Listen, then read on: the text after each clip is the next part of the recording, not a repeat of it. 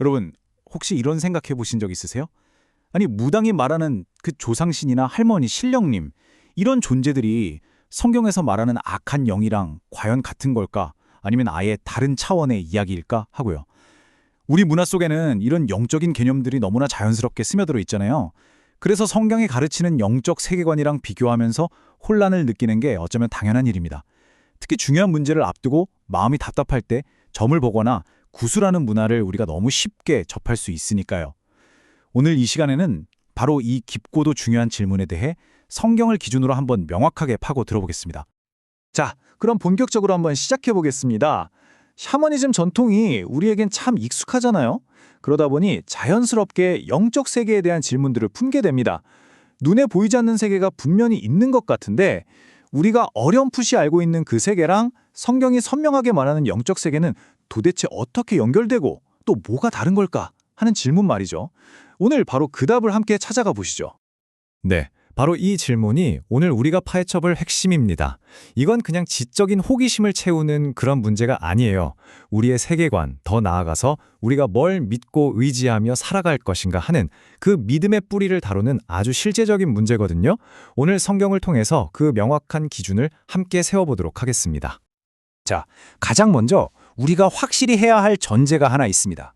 그건 바로 성경은 눈에 보이지 않는 영적 세계가 진짜로 존재한다고 그 어떤 책보다도 분명하게 인정하고 있다는 사실이에요.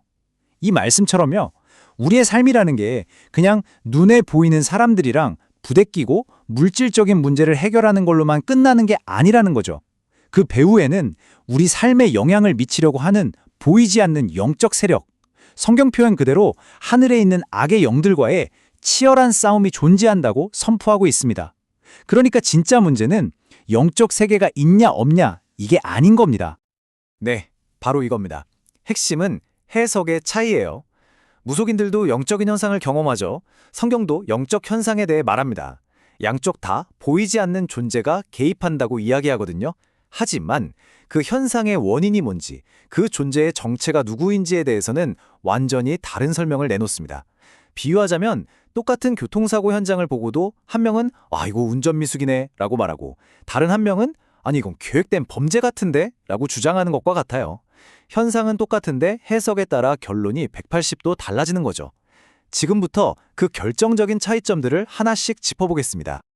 두 세계관이 가장 먼저 그리고 가장 근본적으로 충돌하는 지점이 바로 이겁니다. 사람이 죽은 뒤에 그 영혼은 과연 어떻게 될까? 이 관점이요. 이 첫 단추가 잘못 끼워지면 그 뒤에 나오는 모든 영적인 해석이 다 어긋날 수밖에 없거든요. 이 화면이 두 관점의 핵심적인 차이를 아주 명확하게 보여주고 있죠. 한쪽, 그러니까 샤머니즘에서는 죽은 조상의 영혼이 이 땅에 그대로 머물면서 후손들의 좋은 일, 나쁜 일에 직접적으로 관여한다고 믿습니다. 그래서 제사를 지내서 그분들을 위로하고 구술해서 그들의 한을 풀어줘야 한다고 생각하는 거죠. 하지만 성경의 관점은 완전히 다릅니다.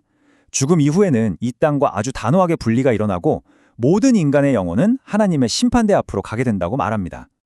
이 히브리서 말씀은 성경의 사후관을 딱 한 문장으로 압축해서 보여주는 아주 중요한 구절입니다. 여기서 우리는 두 가지 절대적인 원칙을 발견할 수 있어요. 첫째, 한 번 죽는 것은 정해져 있다는 사실. 그러니까 환생은 없다는 거죠. 둘째, 그 후에는 심판이 있다는 것. 죽음과 심판 사이에 이 땅을 떠돌아다니거나 후손이 차려준 제사밥을 얻어먹거나 한을 풀려고 누군가에게 나타나는 그런 중간 단계는 존재하지 않는다고 못을 받고 있는 겁니다. 아주 명확하고 단호하죠? 자, 다시 한번 정리해 볼게요. 성경에 따르면 사람의 영혼은 죽는 그 순간 이 땅에서의 모든 활동을 멈추고 하나님의 심판대 앞에 서게 됩니다. 예수님께서 직접 말씀해 주신 누가복음 16장의 부자와 나사로 비유를 보면 이 점이 훨씬 명확해져요. 죽어서 지옥에 간 부자가 천국에 있는 나사로를 보면서 고통을 호소하니까 아브라함이 이렇게 말합니다. 너희와 우리 사이에 큰 구렁텅이가 놓여 있어 여기서 너희에게 건너고자 할 때 갈 수 없고 거기서 우리에게 건너올 수도 없게 하였느니라. 이게 무슨 뜻일까요? 죽음 이후에는 천국과 지옥 사이에 건널 수 없는 완벽한 영적 단절이 있다는 뜻입니다. 그렇기 때문에 하늘 품고 이승을 떠도는 조상 귀신이라는 개념은 성경의 가르침과는 완전히 정면으로 배치되는 거죠. 자, 그렇다면 여기서 아주 중요한 논리적인 질문이 하나 생깁니다. 만약에 무당이나 점술가들이 만나는 존재가 죽은 조상의 영혼이 아니라면 도대체 그들은 누구일까요? 이 부분이 오늘 우리가 다루는 내용의 가장 중요한 클라이맥스라고 할 수 있겠습니다. 바로 이 질문이죠. 분명히 무속인들은 어떤 영적인 실체를 경험합니다. 그들이 주는 정보가 때로는 우리 가족만 아는 비밀을 꿰뚫어 보거나 미래의 일을 맞추는 것처럼 보여서 사람들을 깜짝 놀라게 하기도 하잖아요.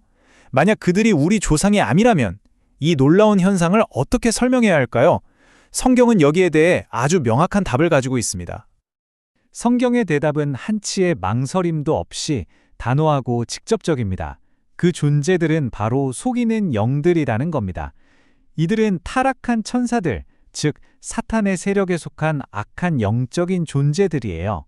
이들의 주된 목적은 딱 하나, 사람들을 속여서 하나님으로부터 멀어지게 만들고 결국엔 파멸로 이끄는 것입니다. 이 구절이 그들의 정체와 전략을 완벽하게 폭로하고 있습니다. 악한 영들의 가장 강력하고 교활한 무기는요, 우리를 위협하는 무서운 모습이 아니라 바로 가장, 즉 위장술입니다. 우리를 속이기 위해서 가장 그럴듯하고 우리가 가장 신뢰할 만한 모습으로 나타나는 거죠. 자애로운 미소를 띤 돌아가신 할머니의 모습으로, 우리 가문을 지켜주는 든든한 수호신의 모습으로, 혹은 순진무구한 동자신의 모습으로 나타나서 우리의 경계심을 완전히 무너뜨립니다. 심지어 광명의 천사처럼 아주 거룩하고 신성해 보이는 모습으로 나타나서 우리를 미혹하는 게 바로 그들의 주특기라는 겁니다. 그러니까 정말 중요한 포인트는 이겁니다. 그 영이 어떤 모습으로 나타났느냐, 얼마나 신통한 능력을 보여주느냐, 이게 중요한 게 아니에요. 그 영이 궁극적으로 우리를 어디로 이끌고 가느냐, 이게 바로 그 정체를 판별하는 유일하고 확실한 기준입니다. 만약 어떤 영적인 존재가 우리에게 예수 그리스도를 통한 유일한 구원의 길을 가르치지 않고 오히려 두려움과 미신, 끝없는 제사나 복채 요구, 혹은 인간적인 의식에 우리를 묶어둔다면 어떨까요? 그 모습이 아무리 자비로운 조상처럼 보이고 그 말이 아무리 위로가 되는 것처럼 들릴지라도 성경은 그 배후에 우리를 하나님에게서 멀어지게 하려는 속이는 영이 있다고 강력하게 경고하는 겁니다. 자, 이제 우리는 왜 성경이 점을 치거나 무당을 찾거나 부적을 지니는 그런 행위들을 그토록 강력하고 반복적으로 금지하는지 그 이유를 좀 더 깊이 살펴볼 수 있게 됐습니다. 이건 그냥 오래된 율법 조항이 아니고요. 우리를 영적인 위험으로부터 보호하기 위한 하나님의 사랑의 경고등이라고 할 수 있습니다.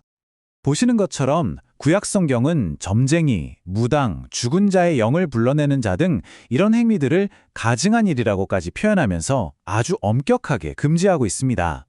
여기서 가증하다는 말은 하나님께서 가장 싫어하시고 역겨워하신다는 뜻이에요.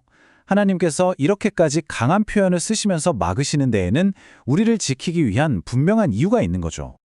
이 금지 명령은 우리를 억압하려는 게 아니라 영적인 보호 장치입니다. 첫째, 이런 행위들은 하나님이 아닌 다른 영들, 즉 속이는 영들에게 우리 삶에 들어올 합법적인 문을 활짝 열어주는 것과 같아요.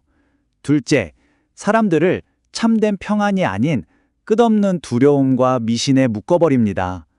이번 달 동쪽으로 이사 가면 큰일 나. 이 부적 안 쓰면 화를 당해. 이런 말들이 하나님에 대한 신뢰를 갉아먹고 우리를 두려움의 노예로 만들죠. 셋째, 문제가 생겼을 때 하나님께 나아가 기도하며 신뢰하는 대신 돈을 내고 구술하거나 점을 보는 의식에 의존하게 만듭니다. 마지막으로 악한 영들은 당장 눈앞에 답을 얻고 싶어하는 우리의 조급한 마음을 교묘하게 파고들어서 우리를 유혹합니다. 성경에는 바로 이 경고를 무시하고 무당을 찾아갔다가 결국 파멸에 이른 한 왕의 이야기가 아주 생생하게 기록되어 있습니다. 바로 이스라엘의 초대 왕이었던 사울의 이야기인데요. 이 실제 사건은 우리에게 매우 강력하고 서늘한 경고를 던져줍니다. 이 비극적인 흐름을 한번 보세요. 블레셋이라는 거대한 적군 앞에서 극심한 두려움에 휩싸인 사울왕은 하나님께 간절히 기도했지만 반복된 불순종 때문에 하나님은 침묵하셨어요. 그러자 그는 조급함과 두려움을 이기지 못하고 자기가 왕의 명령으로 직접 나라에서 추방했던 신접한 여인, 바로 그 엔돌의 무당을 몰래 찾아갑니다. 이것이 그의 인생의 마침표를 찍는 비극의 시작이었습니다. 하나님이 아닌 다른 영적인 통로를 연 그 순간 그는 죽은 사무엘의 모습을 한 속이는 영에게서 절망적인 예언을 듣게 되고 그 마음에 있던 모든 희망과 용기를 다 잃어버리고 말죠. 결국 그는 바로 다음날 전투에서 비참한 최후를 맞이하게 됩니다. 자, 지금까지는 분석과 설명 그리고 경고에 좀 집중했다면 이제부터는 가장 중요하고 실질적인 부분으로 넘어가 보겠습니다. 이 모든 걸 알게 된 우리가 과거의 두려움과 현재의 혼란에서 완전히 벗어나서 진짜 평안을 얻기 위해 구체적으로 뭘 어떻게 해야 하는지 그 선명한 길을 제시해드리겠습니다. 영적인 자유로 나아가는 길은 이 4가지 단계로 요약할 수 있습니다.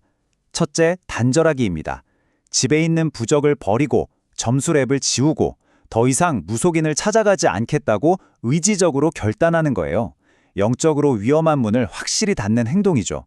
둘째, 직접 나아가기입니다. 무당이나 다른 어떤 영적인 중재자도 필요 없습니다. 우리에게는 예수 그리스도라는 유일하고 완전한 중보자가 계시거든요. 그분의 이름을 의지해서 담대하게 하나님 아버지께 직접 나아가십시오. 셋째, 기도하기입니다. 과거의 습관이나 주변 이야기 때문에 두려운 생각이 훅 들어올 때 가만히 계시면 안 돼요. 소리내서 내게 두려움을 주는 모든 악한 영은 예수님의 이름으로 명하노니 떠나갈지어다 라고 기도하면서 대적해야 합니다. 마지막으로 배우기입니다.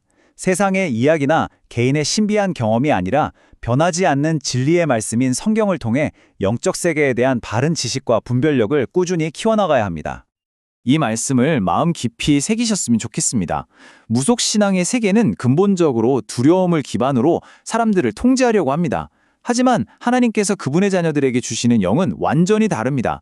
그것은 우리를 짓누르는 두려워하는 마음이 아니에요. 오히려 우리를 강하게 하는 능력, 두려움을 내쫓는 사랑, 그리고 혼란스러운 세상 속에서 우리 자신을 다스리는 절제하는 마음, 즉 명철함입니다. 오늘 긴 분석의 최종 결론입니다. 성경을 통해 하나님께서 우리에게 보여주시는 진짜 영적 세계는 우리를 억누르고 불안하게 만드는 어둠의 장소가 결코 아닙니다. 오히려 우리를 흑암의 권세에서 건져내서 그분의 사랑하는 아들의 나라로 옮기시는 하나님의 절대적인 보호와 진짜 평안이 있는 세계입니다.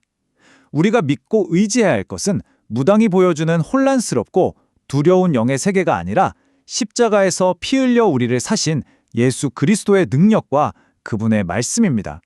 바로 그 진리의 말씀 위에 굳게 설 때 우리는 비로소 모든 영적인 속임수와 두려움에서 벗어나 하늘이 주시는 참된 자유와 평안을 누리게 될 것입니다.